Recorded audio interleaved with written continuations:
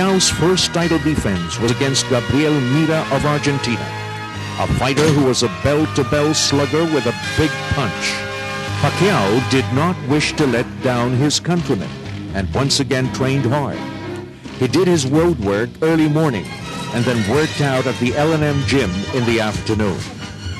Clearly, the glory days of Philippine boxing were back as the Araneta Coliseum, the mecca of Philippine sports and entertainment, played host to the pre-fight press conference and the fight, which was aptly titled Demolition at the Dome. Mira and his manager Enrique Peralta joined Pacquiao and his business manager Rod Nazario in paying a courtesy call on President Joseph Estrada at Malacanang. Behind the smiles lay the grim determination of both fighters to give it their best shot.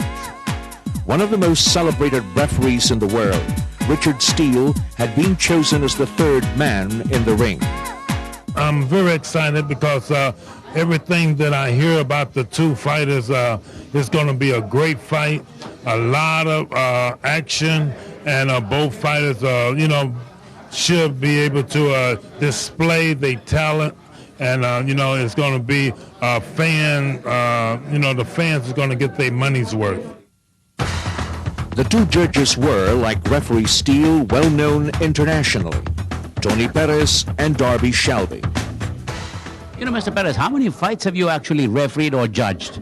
Well, altogether, 90% refereeing and 10% judging. I have done 98 world title fights all over the world. What is the most difficult part of being a judge in a boxing fight? Getting yourself psyched up and the concentration that you have to come up with in order to determine a winner at the end of the 3 rounds. The fight starts at 10-10. I never give 10-10 rounds because at the end of a round, someone has got to be a winner. And so if you concentrate, you'll find one of the various things that you judge fights that you're looking for to make that determination. At the weekly forum of the Philippine Sports Writers Association, Gabriel Mira, speaking through an interpreter, said he did not come to Manila for leisure. He came to win the world title. Manny Pacquiao was his usual confident self. He predicted that the moment he saw an opening, he would go for a knockout and that would be the end. Asita Lava promised to be at ringside, supremely confident that his friend Manny Pacquiao would retain his crown. I'm going to be there in the fight to watch, cheer Manny on. You're going to see the blonde-haired guy waving his hand. It's going to be a great fight. The demolition at the Dome was truly a dandy.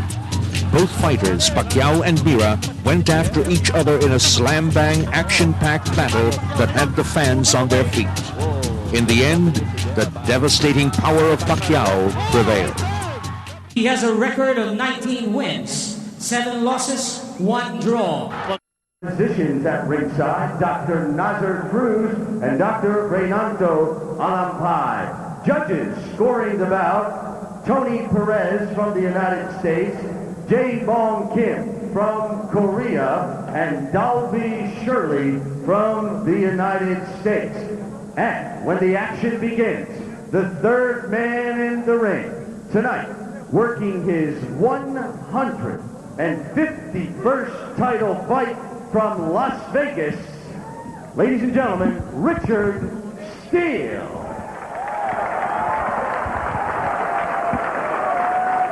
All right, one more thing before we get to the official introductions. The rules for the WBC are as follows. This fight is being scored on a 10-point must system. There is no standing 8 count. The 3 knockdown rule is in effect, and a fighter cannot be saved by the bell in any round, and both fighters are wearing 8-ounce gloves. And now, here for the formal introductions for tonight's WBC Flyweight Championship of the World, I'd like to turn it over to my fellow ring announcer, Bobby Mandehar. Ladies and gentlemen, introducing on my left, fighting out of the blue corner, the challenger. He was born in the town of Metepec, Mexico. He has a record of 19 wins, 7 losses, 1 draw. and 15 coming by way of knockout. The number 1 flyweight contender, WBC, from Mexico, ladies and gentlemen, Gabriel El Toro Mira. Right across the ring, fighting out of the red corner. Ladies and gentlemen, he weighed in at 111 3/4 pounds from General Santos City, Philippines. He's 22 years old. He has a record of 25 wins, 1 loss, and 16 coming by way of knockout. From Korea stable, ladies and gentlemen, the WBC flyweight champion, Manny Pacquiao.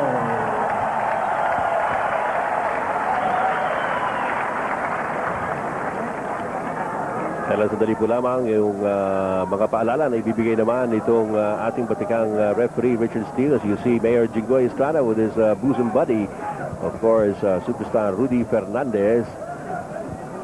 Nadinig po ninyo ang pagpapakilala sa dalawa nating protagonists.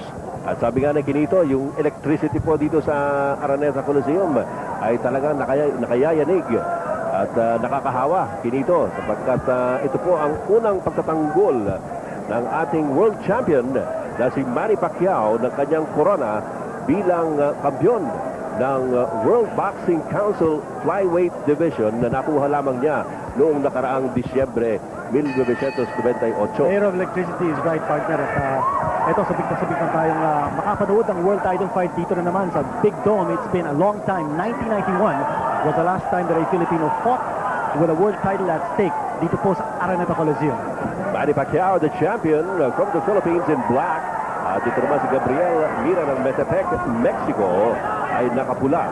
Kaliwete po yung ating batang si Manny Pacquiao. Overhead right there by Gabriel Mira. Pakita mo ito si Mira, the way he moves towards Manny Pacquiao's right. At alam niya, malakas ang kaliwa ni Manny Pacquiao. Mukha talagang pinag-aralan ni Mira ang estilo ni Manny. He's circling over to Manny Pacquiao's right because the dominant hand of Manny Pacquiao is the left. Kasama rin po natin si Mr. Popoy Huico ng uniform. At Popoy, yung sa dami ng ating tao rito ay talaga namang successful itong pagdaraos. Mamaya natin mapapakinggan si Mr. Huico at naayos lang natin yung kanyang mikropono. At ito po sa gitna ng ring at medyo parang gigigil itong si Manny Pacquiao. Partner, ito si Manny Pacquiao. Parang pinakita ni Gabriel Mira that he's going to stand up and fight this fight.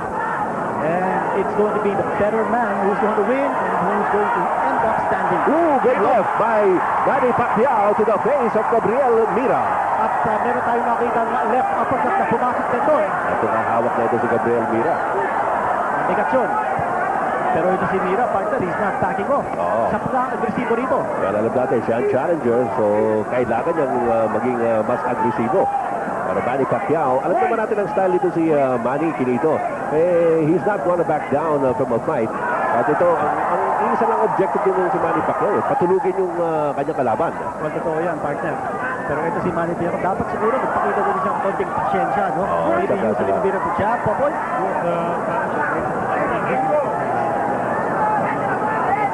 More time, feel his way around and throw his jab some more as you said, Benito. Well, take a look at the style of Gabriel Mira. The way he's moving around, he's fighting from a distance. Palagay ko talagang ilag ito si Gabriel Mira sa mga tirada ni Manny Pacquiao. He's fighting from a distance, but he's connecting. Yes, a good right by Gabriel Mira. Nasa first round na po tayo ng labang ito para sa kampyonato ng mundo sa flyweight division ng WBC. Tangan-tangan po ng ating kababayan ang ring sensation ng Pilipinas, Manny Pacquiao in black, stalking Gabriel Mira. And the way Mira moved away, kita mo, ginagamit niya yung ring. He wants to fight this from a distance. A good right by jab by Manny Pacquiao. At makikita mo, may lutong yung yung jab pa lamang ni Manny Pacquiao, malutong na. There's another one to end the round. A couple of right jabs by Manny Pacquiao. And of round number 1 scheduled for 12, the WBC Championship here at the Big Dome. We'll be back with more right after this. Don't forget, ladies and gentlemen, after this fight, Mga kaibigan, ginaganap po itong kampiyonato between Manny Pacquiao, the champion, and the challenger Gabriel Mira of Mexico. There's that good left by Manny Pacquiao na napaatras si Gabriel Mira. Yan po si Manny Pacquiao ng Pilipinas. Mamukha yata magaling mag-backtrack ito si Gabriel Mira, Popoy. At saka, Juan, I think both fighters are just really taking their time now. Medyo hindi pa masyadong mabilis ang kilos. Pero as you said, mukhang si Mira is a little unmoved by those punches as of now. Kanina nakita natin si Onyok Velasco. Onyok Velasco, nandito po kasama ang kanyang anak. Mga kaibigan, we'd like to remind you about Casino Filipino, katulong ng sambayanang Pilipino. Round number 2 ng kampyonato para sa WBC crown sa flyweight division. Defending champion Manny Pacquiao of the Philippines. Number 1 challenger Gabriel Mira in red. Medyo matangkad po ng mga 4 na pulgada siguro itong si Manny Pacquiao kay Gabriel Mira. O partner ito si Manny Pacquiao, parang iniintay niyang pumasok ito si Gabriel Mira. He's good luck. Hindi papasok ito si Mira. He's got to move in. Pero nakita mo yung mga sutok ni Manny Pacquiao, puro mga malalakas no? Pero partner, without dapat ito si Manny Pacquiao, tinatamaan siya pagpasok niya. And it looks like he's a little hurt here. He got hurt. At si Manny Pacquiao ngayon is moving away and he has to clinch. He's a little careless sa kanyang depensa, partner. Yan ang nagiging problema kay Manny Pacquiao sa kanyang pagigigil na makasakit at makapanalo. Eh kung minsan naiwanan niyang bukas yung kanyang depensa. Ito, you know this, it's Manny Pacquiao. He's now moving away and it's Gabriel Mira pressing the attack. Alalahanin po rin yung knockout artist din po ito si Gabriel Mira at uhaw na uhaw ito para sa kampyonato.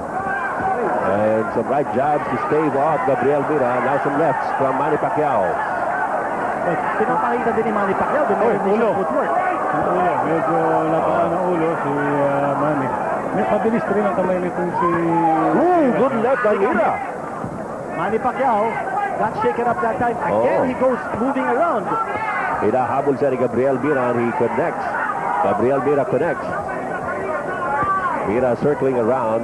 Ang baba ng dalawang kamay ni Manny Pacquiao. Mapasok yung mga sutok na yan ni Gabriel Mira.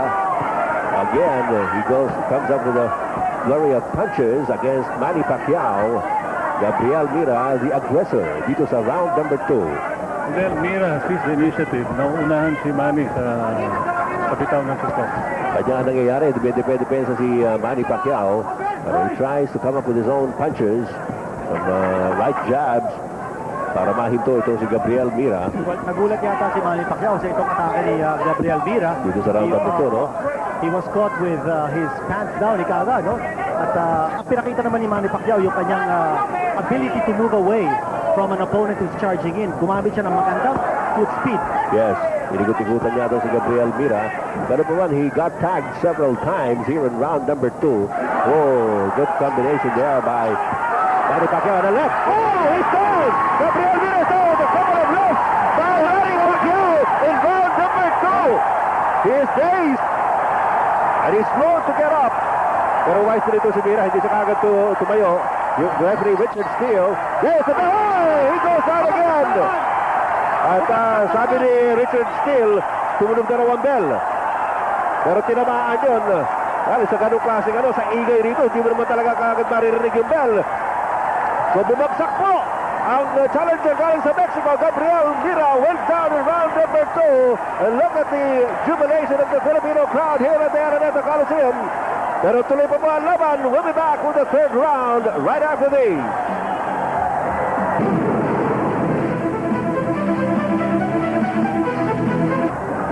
Okay mga kaibigan, balik po rito sa Araneta Coliseum. At kakagulo pa po rito sa loob ng Big Dome. Panoorin po natin ang nangyari sa pagtatapos ng round number 2. Near the end, another one coming, yes, that left by Manny Pacquiao floors Gabriel Mira of Mexico. Partner, pagkatapos ito, bumagsak na naman si Mira at the sound of the bell. Dapat yung binilagan ng mandatory 8 count because the punch came at the sound of the bell. Did not come after the bell. Pero sugod si Manny Pacquiao, sumusugod at the start of round number 3. Gabriel Mira trying to stem the tide here. Oh, good left again by Manny Pacquiao. Another one. Partner, ito si Manny Pacquiao. Gusto niya nang tapusin na. Kaya ito lang mga taktika. Sinabi ko kanina, ito si Mira, isa sa kagalingan nito, magaling mag-clinch ito. Tinawa na naman. Isagin yun! Nagkakatarapan natin si Gabriel Mira. And Manny Pacquiao. Binabayo na siya ni Manny Pacquiao. Manny Pacquiao clearing away. Gabriel Mira trying to fight back. Oh, look at those left being delivered by Manny Pacquiao. But Mira trying to fight right. Another right to the face by Manny Pacquiao. Hinahawakan na si Manny Pacquiao. Perfect. Bumagsak na. At sabi ni Richard Steele, hindi na knockdown yun. Dalawang beses bumagsak dito. Kanina pa hilong-hilo yan. Si Gabriel Boy nakahawak. Hinahawakan si Manny Pacquiao. At hindi binibigyan ng warning ni referee Richard Steele. Nakatama si Mira doon. Sugod na sugod si Manny Pacquiao. Ano ito? Richard Steele asking him to get up. He's hanging on for dear life. Partner, I think referee Richard Steele has lost control of this fight. Mga kaibigan. Nagpapahinga ito si Gabriel by going down on the floor. He's calling a slip. It's an intentional slip. He's holding to him. Pagsak niya. That has to be knocked out. Come on. Another hard right by Manny Pacquiao. Mira tries to fight back. Manny Pacquiao scoring a goal at the robbery legs table si Gabriel Mira. Manny Pacquiao still bouncing on Gabriel Mira. Mira vainly trying to fight back. Dami ng suntok na tinanggap ni Mira. Game pa rin. Ano ito? Bibilangan niya dapat. Binilangan. Ano ba naman klase? Binilangan na. Wala na. Mukhang pagod na si Gabriel Mira. Malambot na ang tuhod. Partner, kung binilangan yung ibang mga slip zone as knockdown, Three knockdown na. because of the 3 knockdown rule. I cannot believe. Another right. By Manny Pacquiao. This is only the third round, mga kaibigan. Ang ating World Championship for the flyweight crown being defended by Manny Pacquiao. And he is talking his way. Gabriel Mira has been in trouble several times in this round. He also went down in round number 2. Ito hinahabol at ito, he's resorted to every trick in the book to try and stop the attack of Manny Pacquiao. And the bell sounds to end action for round number 3 of this World Championship fight. We'll pause for some reminders. Sa Araneta Coliseum, you look at Gabriel Mira huffing and puffing there. At dito mo makikita ninyo kung ilan yung mga tamang inabot ito sa Gabriel Mira ng mga solid na suntok ni Manny Pacquiao kinito. Partner, ilang beses bumagsak ito si Gabriel Mira. Pero isa lang ang binilangan, deliberately went down to save himself from getting knocked down. At hindi ko maintindihan, partner. Kung bakit ito si Richard Steele did not call knockdowns. He should have called at least 3. Dapat ito tapos na. Well, you gotta give credit also to Mira for his fighting heart. No? Yes. Well, partner, one thing we have to be careful, or what we have to watch here, is yung resistance ni Manny Pacquiao. Parang ang dami na niyang suntok na binuhos dun sa previous round at hindi pa nakatulog itong si Gabriel Mira. Ano kaya? Baka maubusan ito si Manny Pacquiao. Ito po, pantayan natin. Kaibigan, the National Garage San Miguel Beer, ang sarap ng samahan. Motolite, ang bateryang pang matagalan. Tingnan natin kung pang matagalan ito si Gabriel Mira.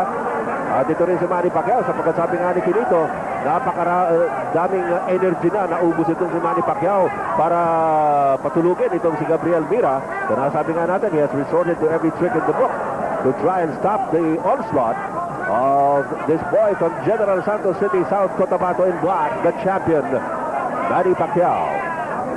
Ito, tumigil yung atake ni Manny Pacquiao. I think he's trying to rebuild his energy partner. No? At ito naman si Gabriel Mira, he's resorted to the same tactics he used in round number 1, circling away towards the right of Manny Pacquiao. Alalahanin po natin mga kaibigan na yung prediction ni Gabriel Mira. Tatapusin doon si Manny Pacquiao sa round number 2. Siya bumagsak sa round number 2. Binilangan din ito sa round number 3. At pinipilit niyang makayakap kay Manny Pacquiao kapag pinauulanan na siya ng suntok. Here comes Manny Pacquiao again. Bottom of the left. And another left. Manny Pacquiao stalking his... Good left again to the chin. Right back of the jaw of Gabriel Mira.